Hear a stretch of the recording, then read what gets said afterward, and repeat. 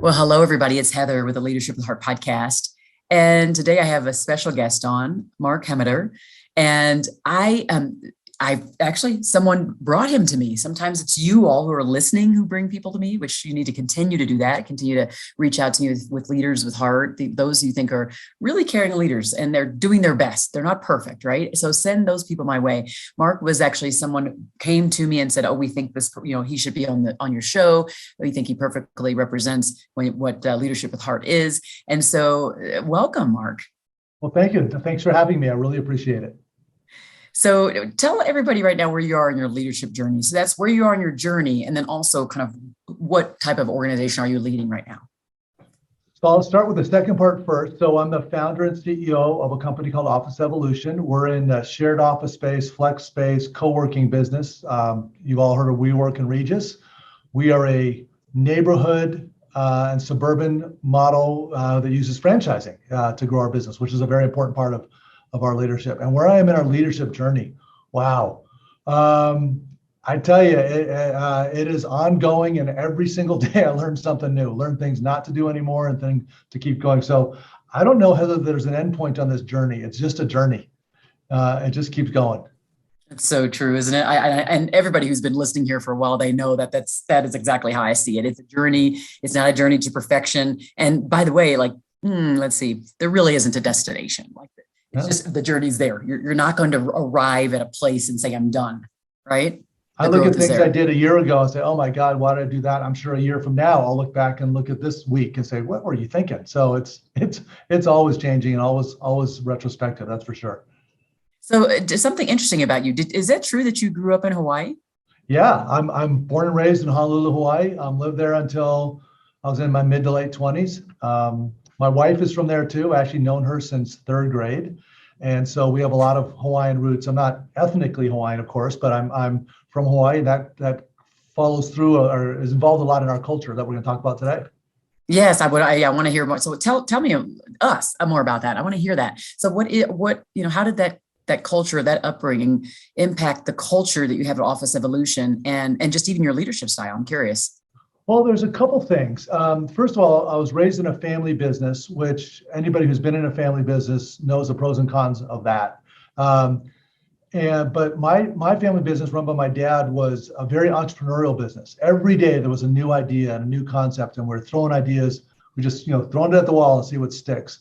So that's one part of the culture that has really kind of woven itself, or one part of my history that's woven itself into Office Evolution. The second part, though, is being raised in Hawaii. And being raised in Hawaii is a very unique setting if you've ever been there.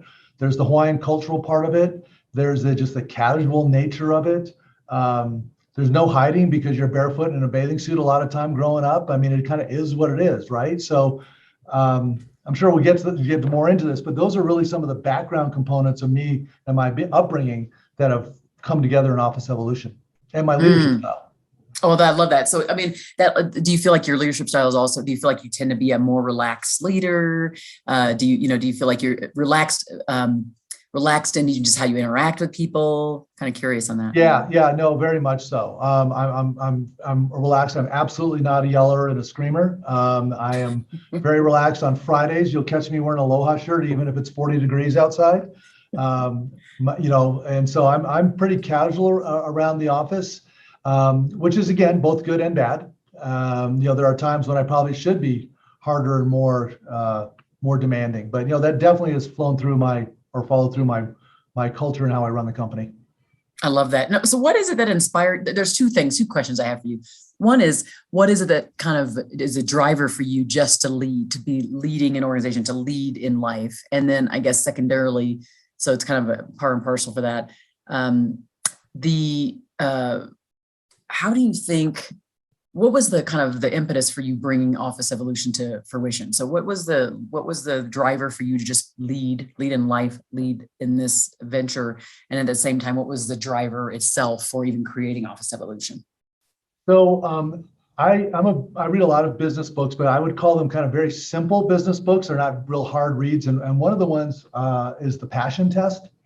I don't know that I call it a business book as much as your passions in life, what motivates you in life. And one of the things that became very clear to me is I want to work in a place where the team is smart and fun and hungry, and there's great brainstorming. So I've had that ever since I was like 5, as long as I can remember. So part of what we've done here, Heather, is make sure that there's a lot of brainstorming, a lot of innovation.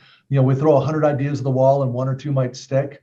So that's been a big part of how we've built this thing. I think the casual nature, the ohana, well, I'll talk about that now, the ohana part of this. Ohana is a Hawaiian word that means family, but it also can mean a group of people with a common purpose or a common goal. So in Hawaii, you could have a football team be an ohana, or a hula troop, doing hula competitions can be an ohana. A Boy Scout group could be an ohana. So it's a looser term, but and the way we've applied it here is a group of people all working together with a common purpose and a common goal. So we call it the Office Evolution Ohana, or the Ohana. And that's really what unifies us all together, kind of taking that thought process from Hawaii, a group of people all with a common purpose. I love that. So have you always been the kind of person who leads from leads in a place of inspiration, I guess? So you're someone who just, has this vision, that puts the passion out there, corrals people around that to kind of move forward with this common theme and the Ohana. Have you always been that person, and where did it start at? Yeah, no, it wasn't done on purpose. I guess it just kind of fell into it, right?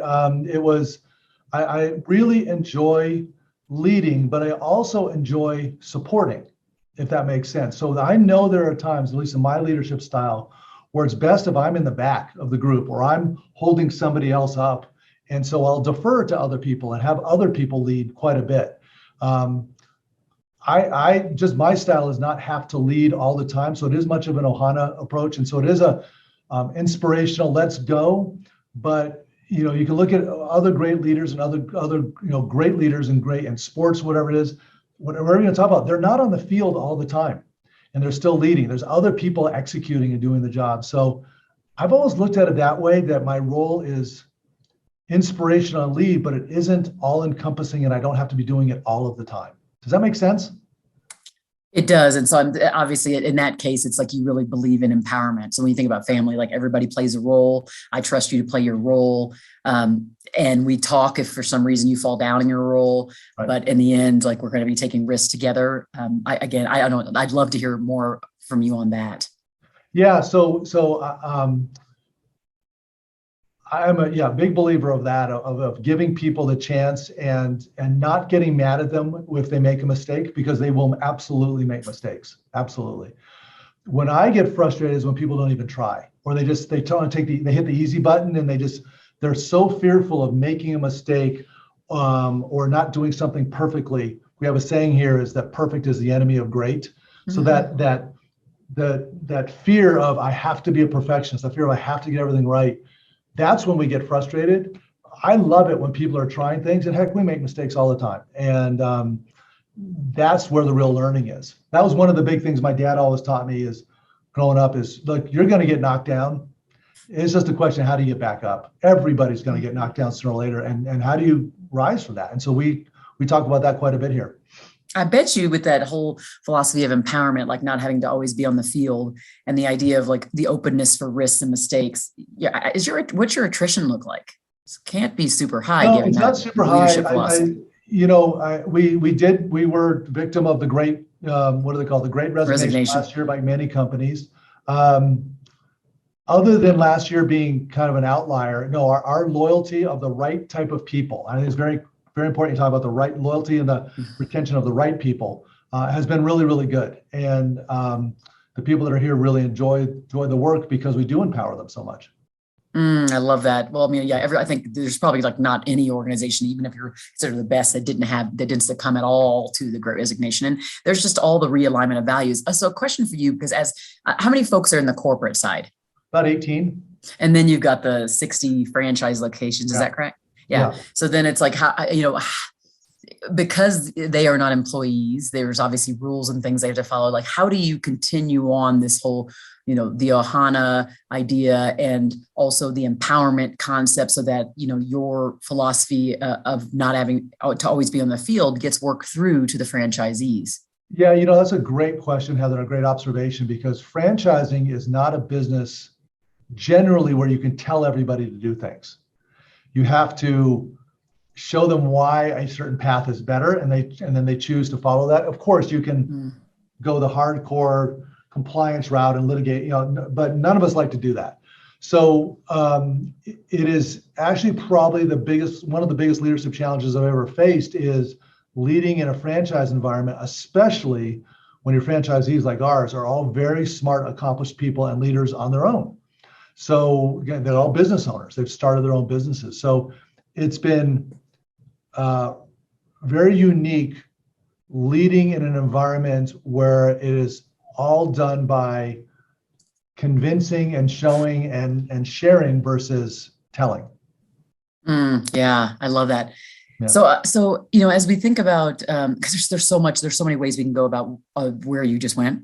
We could be here for a long time because there is a lot of depth there. Thinking about just like the curse of micromanagement and the idea of that kind of freeness and the level of trust that's created in people, between people, when that risk element is allowed, when thinking outside the box, and how also there are so many people that are afraid to take risks, even if you tell them, please take it, even if you tell them, please go outside the box, because they've been so damaged by previous leaders who didn't allow it. And if it happened, they smacked them a little bit by their words and their actions. So it's one of those things as we think about that going forward. I'm curious to know, even if you think about your work and the business, the franchise, the locations, and all the different individual locations, and it's all about independently working or working, outside of the home. Or explain to everybody what Office Evolution is exactly. Sure.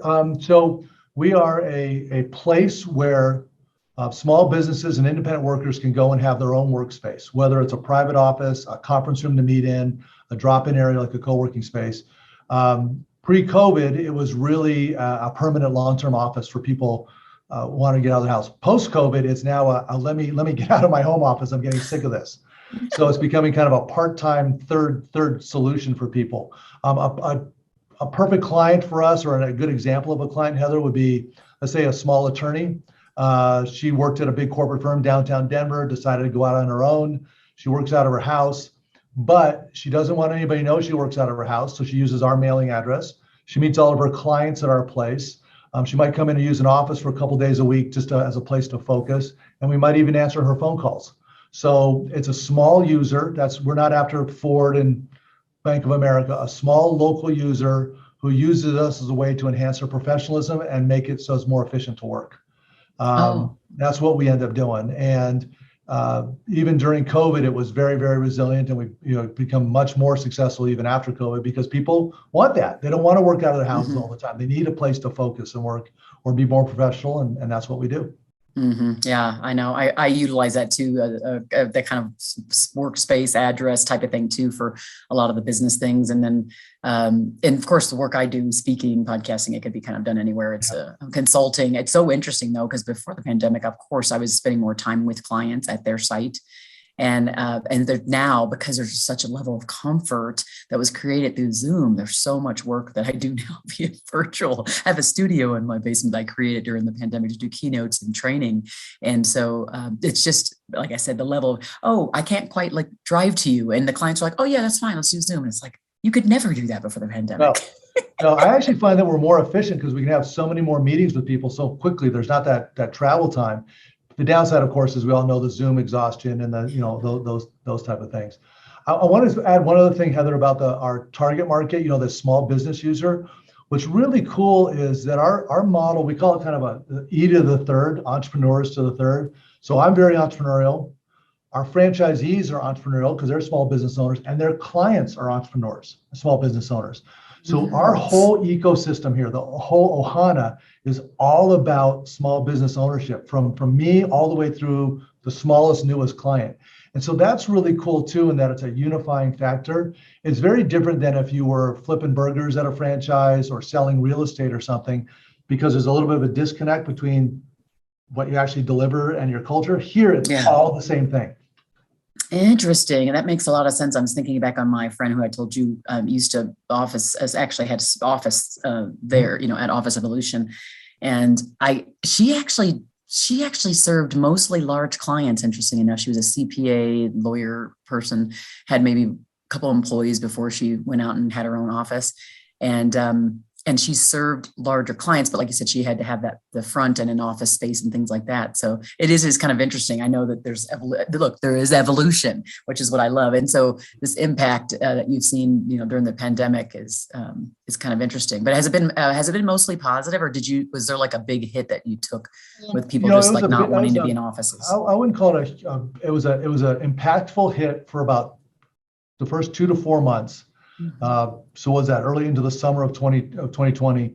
And then ever since late summer, except for the Delta and Omicron variants that kind of hit us for 2 months, it's been a pretty much straight rise of business getting better. So, I was just, for our owner, I would call their owners in a little while, our revenue's up 44% in the last 12 months. So nice. It's growing fast. That's awesome. Well, that's really good to know. So I'm curious, so for those who are listening, the biggest part of this show is always to ask, when you're thinking about, obviously you have this focus on families, focus on empowerment, focus on, again, doing it together, allowing people to risk take, which is really a big staple on caring leadership and leadership with heart. So I'm glad we connected in this regard. Now I want to hear a story about a time when you feel like maybe you weren't the most empowering. Maybe you weren't that leader with heart. What did that look like specifically? And that's in a storytelling framework. So like, tell us the story of what that looked like, and then tell us what you did to come out of it and kind of reveal a more enlightened leader. So one of the things I suffer from is I like to be liked. And I think many of us do, and so as a leader, I try to lead inspirationally and follow me, and isn't this going to be fun? And we're going to learn lots of stuff. But every once in a while, I have to hold somebody really accountable, or they're not a good fit to the organization. So where I tend to fall down, Heather, is that I tend to make those decisions slowly. And because I'm always hoping that someone's going to rally, I'm always hoping that they're going to prove themselves. But not everybody's a great fit for every organization. And so where I have fallen down in the past is I take too long to make those decisions to move somebody out or move them into a different position. And that has impact on the family, has impact on the company, because there's clearly somebody that doesn't fit. But because I don't want to make that really hard decision, I leave it for too long. I've got specific examples of that, but that's what happens to me. And so what I have found I have done to offset that is I try to have 1 or 2 people on my team that are really confidants of me, who will tell me the other side of the story and really help me get there much more quickly. So that's probably, how I try to battle it now, is really have other people that don't think like me on the team to help me balance that out. Is there one specific example you can think of, like one where it sticks out? Obviously, this is not divulging names or like anything that's like that, but just kind of the scenario and maybe the impact of you taking so long to decide on what to do. Yeah, what ended up happening was it was an important person in the company, and I was trying to walk the line. My board didn't understand it because they weren't here every day to see what was happening. But I had also a handful of employees said, unless you make this move, Mark, I'm going to leave. So then I had employees threatening to leave. I had a board that was saying, I don't get it. This seems kind of rash. Ultimately, when I made the decision, it ended up being a huge relief to the entire company and the culture, because everybody kind of knew it was going that way. A big relief to, I'd say, about 80 to 90% of our franchisees. Some didn't like it. And I think one of the other fears too, about other than just wanting to be liked, Heather, is you think, okay, if I make this move, who's going to do all the work? There's a whole bunch of work because this person's going to leave. And what I've found is that a lot of times we can do just fine with less people, because it makes us focus as to what's truly important and what has to get done versus just busy work. So the implications are that at the end of the day, the decisions have always been the right ones. They've always been the ones where people say, what took you so long? And always it's easier to cover for the work than you think it's going to be. So the scary stuff never pops up, even though we tell ourselves the story, it's going to pop up all the time. Yeah, that is so true. Oh gosh. And it is hard when you're somebody who wants to be liked and you're likable and people, that's like your call. That's the ohana. Again, like even that idea, it's like who says that? Like who thinks that most executives of large franchise organizations or other companies aren't thinking that way, don't lead that way. And so I think it's really smart and emotionally intelligent of you to surround yourself with those who, you're right, like have a little different thinking process in that regard and can say, hold you a little accountable, make you pause before you make a decision or fail to make a decision. So I think that's smart. For me personally, I would be so much less effective if it was just me and surrounded by people just like me, right? And it was like it was me and a whole bunch of other Marks, that'd be really dangerous. And so that's one of the big things I learned is I have to have contrarian thinkers around me. And I find the process really fun and engaging. And if I can win the argument, that's cool. And if I lose the argument, that's cool too. I love that. So it's the debate about the path, but you have to have other people that aren't like you around that to have the debate. It's so true. Oh, yeah. I 100% agree. Okay, so now we're at the time of the podcast where you get to turn the tables and ask me a question, anything you like. So my whole focus in what we do at Employee Fanatics is helping create cultures of listening and engagement and caring leadership. So what might be a question you have for me? Wow. So of all the people you've talked with, I'm interested in kind of the trend, Heather, especially in the last 2 years. What have you seen has happened since COVID in terms of how people lead? Well, I think it's funny that you say that. I do think that the thing I've been wanting to happen has happened more. So that is folks are really seeing more about their team members, particularly like I hear I'm at home and there could be a kid because I have kids home from spring break. I actually have a few of them home. So one could poke their head in and you could hear, my dog barking in the background. You could hear the two boys arguing about a particular topic. So what I've noticed is that people are being okay that maybe weren't okay before or didn't do it in one-on-one meetings with taking in more of the whole person and just being receptive to what that means and trying to meet them where they're at. What I am seeing too is a sense of compassion fatigue and kind of empathy fatigue, particularly for the leaders who didn't lead that way before. So it's much harder for them. So they're going through kind of some mental health issues or they're having a hard time. They're exhausted because they're just not used to meeting people that way. And I think there's also receptivity to staying the course with leaning in with empathy and compassion. My hope is that it's really long-lived. I hope that it stays this way. But at the same time, my talking to leaders is say, listen, also don't forget to fill yourself up more than you did before. So lean in with more listening and compassion, but also lean in with more self-care to counterbalance all of that extra muscle you're building up. That's what I would say. I think COVID in some ways accelerated a lot of those trends towards empathy, towards more flexibility. They were coming, especially with millennials and what they're demanding. And I love millennials, by the way. I've got three daughter millennials. And and I think as workers, they're fantastic. But I think if anything, COVID accelerated a lot of these trends and made us acting that way much more quickly than we did in the past. And what I see is the dinosaurs, the people who are fighting it and struggling with it, they're going to have a hard time. The people that still believe the right answer is 5 days in the office all the time. And, it's going to be tough. It's going to be tough. Mm-hmm. It really is. Yeah, that open-mindedness and that flexibility, I think, will be key. Yeah. So for those who are listening now, who could be just at a crossroads of their leadership, they could be looking to evolve, no pun intended, themselves. What might be a couple pearls of wisdom you'd leave them with today? So I've got 3 daughters who are in the workforce, all 3 very different careers, and they're doing great. One of the tests I use is, would I want somebody to treat my daughters the way I'm treating somebody on my team? And so it's kind of like, it's a golden rule, it's do unto others as you do unto yourself. But it's, since I've got kids out working and they complain about their bosses and praise their bosses. Okay, if I acted this way and it was one of my kids, would I be pissed as a father? Or I'd be disappointed, or I say, that leader is not leading well. So that's one of my tests is, would this fly with me as a dad and my kids? I think I also remember, Heather, when I was in my late 20s and 30s, how energetic I was and how I just wanted to go dominate the world. And I wanted to lead and I wanted to do stuff. I wanted to experiment. I had unlimited energy.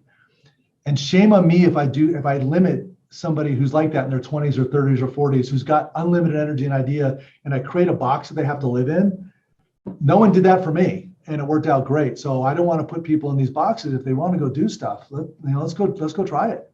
So that'd be I guess some of my feedback. I love that. I do love that the freeness of the way you lead. And like I said, I feel that it's really refreshing. And if more leaders could just be okay with that, loosen up, be okay with not as many guardrails. You have to provide some sense of clarity, of course, and goals and focus and mission and vision, but at the same time, letting people have a longer runway like you do. I think there's a high level of effectiveness in that regard. So I appreciate that. Yeah, we're entrepreneurs surrounded by entrepreneurs. And I also tell our employees, our team, look, you're probably not going to work here till you die. My guess is this is not your last job, right? You're going to go do other stuff. And sometimes there just isn't room for them here to go grow, just because there just isn't room. And so when we do have employees leave, we really absolutely want them to be more successful at their next place. We want them to come back and say, Office Evolution was the right time in my life at that time, but I'm now more successful. And we celebrate that. We think it's fantastic when somebody leaves for another opportunity. And that's happened quite a bit, where people have left here to go do something else, and they've grown into a new role, and it's really, really cool. Really cool. That's awesome. Yeah, that's great to see. I think, and they know when you're looking out for them as people, or just like what it is they do and produce for you.